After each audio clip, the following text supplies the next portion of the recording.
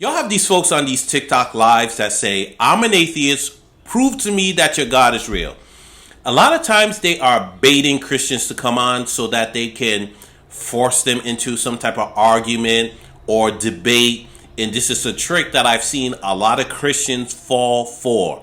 When I watch these lives on these TikTok streams, Christians get on there. They're trying to defend the faith. I get it. But is it the right thing to do? Is it the right environment to be in? And again, this is a mistake and error that a lot of Christians fall for. Their goal is not to get some information or knowledge or revelation that would persuade them into believing.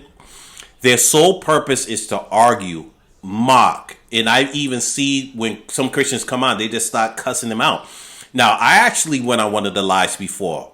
And although the conversation was respectful, at its onset, it turned into mocking by the host and the chat. So I quickly learned that these prove me wrong atheist live streams probably isn't the best place to share the gospel. Now, Matthew 7:6 tells us, do not cast your pearls before swine. What does that mean? There are those who desire just to ridicule, mock your faith, make fun of the gospel, and have no desire to learn. They are looking to prove their point, push their agenda, and oh, by the way, let's mock God as we're doing so. Now, some will say, but aren't we to share the gospel with everyone? Well, in my case, when I was asked to come on the live, the whole time I was setting up, the host was mocking me. Where are you biblically constructed? You scared? What are you praying to your God? Maybe you're trying to grab some Bible verses real quick. So I should have seen the red flag right there, but I went on anyway. Sometimes we can be overzealous and fall for these kind of bait traps. And at that time I did. Now, the main reason I went on was because the host said he was a Christian for 30 years, was in ministry prior to becoming an atheist. So I thought we could have a respectable conversation. I wanted to really see where he was coming from. We are to share the gospel with everyone we possibly can. However, there are going to be people in places where the gospel is rejected, it's not welcome. Remember the instructions Jesus gave the 72 he sent out. If you're not welcome, shake the dust off your feet and keep it moving. When you're in a place or dealing with a person where you're beginning to get the sense that the gospel is not welcome, you don't have to stay there and try to duke it out to get your point across. No, you brought the gospel, they didn't receive it, so keep it moving.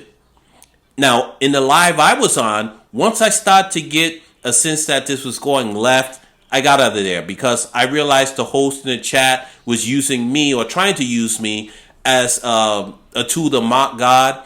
So, share the gospel, but don't make the mistake of hanging around when the gospel is not received or welcome. I'll leave you guys with this. Be wise as a serpent, harmless as a dove, practice discernment.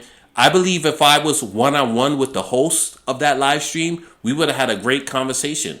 But when someone has a supporting cast like or followers, like the Hebrew Israelites, they're never alone. They always have a group. Remember when you were in school and someone wanted to fight you? They talked a lot of noise, a lot of trash when their boys were around.